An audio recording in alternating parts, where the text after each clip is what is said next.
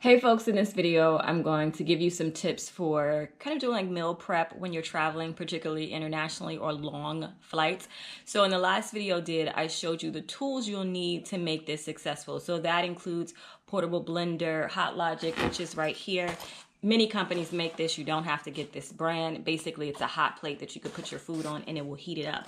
This is something you really need in your life if you're going to be doing meal prep or any type of thing like that when you're traveling. So I want to talk to you about the two phases of traveling when you're preparing your food, and that's going to your destination and when you actually get to your destination.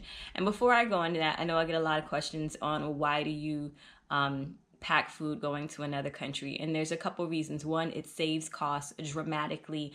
The food in the airports and on the planes or whatever, it tends to be expensive. Number two, it's not even remotely healthy. The stuff that they have at airports to feed you is processed most of the time, and so this way you don't have to pay a whole ton of money for processed food. You want to keep your immune system up because you're going to be traveling. The air in those planes are recycled with over 200 people's breath and farts. So just, use your own thoughts on that. So these are just some of the tips that I use and I've kind of critiqued over the years, and I wanted to share them with you. So I hope you find it helpful.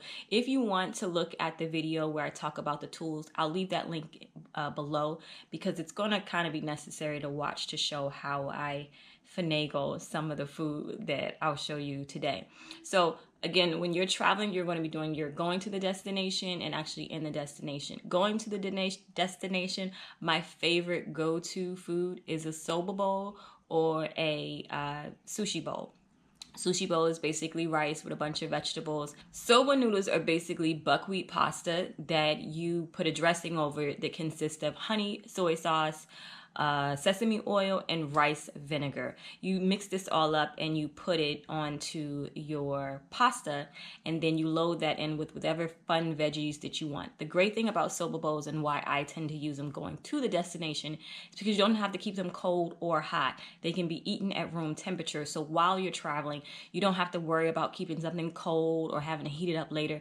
It's just substantially easy. Now, when I do soba bowls, half of the veggies of like peppers and things will go into the soba bowl, and then the other half I'll put in a Ziploc bag, and I'll just munch on that when I first get hungry. And then when I get hungry again later, then I'll go ahead and eat the soba bowl, and I'm good for a day.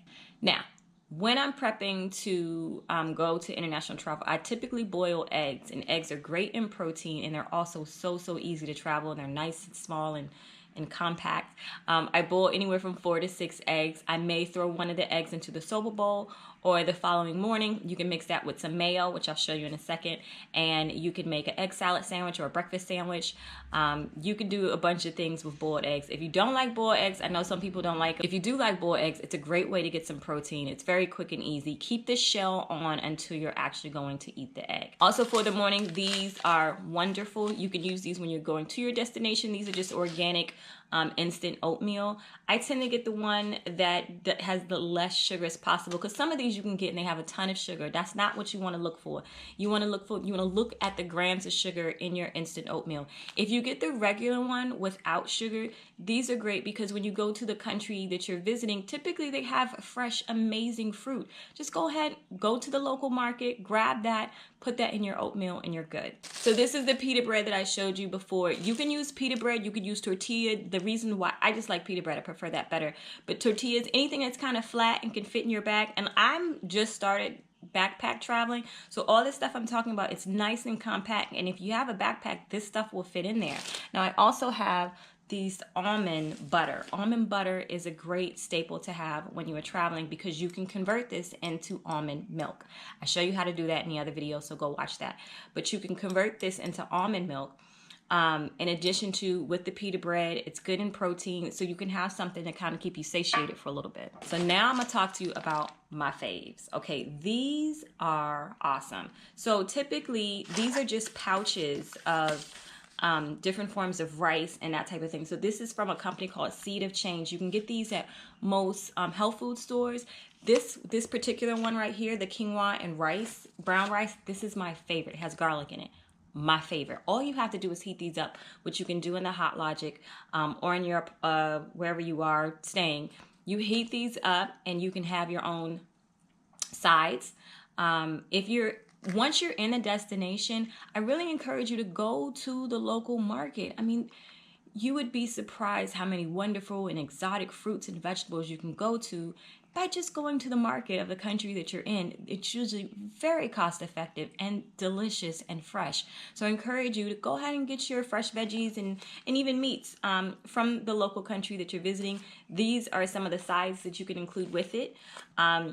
Like I said, this one's quinoa organic rice. If you go to Costco, they sell these 6 for a pack. This one, same company. This is brown rice, brown and red rice, chia and kale. I haven't had this one yet. I'll keep you posted about that one. This one is actually a Whole Foods brand. This one is Spelt, green lentils, and brown rice. Now, these pack wonderfully. If you could see, they're nice and flat, so they can go into your backpack. It's very, very easy, very cost effective, and you don't need can openers or any of that. You open it up and put it in your heating component and you're straight. This is mayo. I get this squeezable kind, the smallest kind they have. And if you don't like mayonnaise, you'll probably be grossed out about this whole segment here. But I like mayonnaise, and I like making egg salad sandwich. I also like making tuna. These little tuna packs are lifesavers. Okay, you have your protein. Make sure you get one that is wild caught. Okay, and try not to get ones in a can.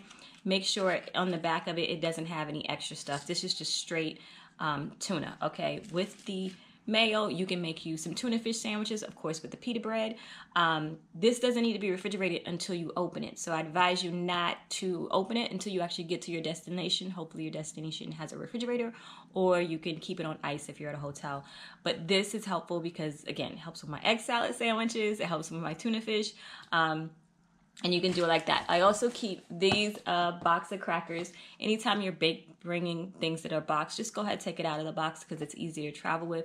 This is the rosemary and sea salt, and this are almond flour crackers. I love these. They actually have a version of these that are cheese that are similar to Cheez-Its. If you like Cheez-Its, they don't taste like Cheez-Its, okay, but they're a healthier version. So want to put that out there.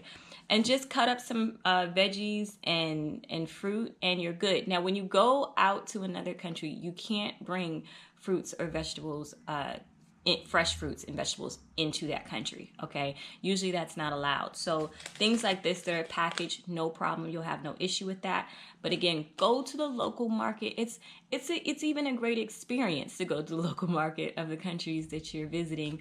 And just go ahead, get some veggies, get some meat, and go ahead and make your dinner at the Airbnb or wherever you're located. So I hope that helps. If you actually want to see me create the meals, just let me know. I have no problem doing that for you, but hopefully this was helpful so you can kind of start thinking about ways. Oh wait, I forgot the black beans. What?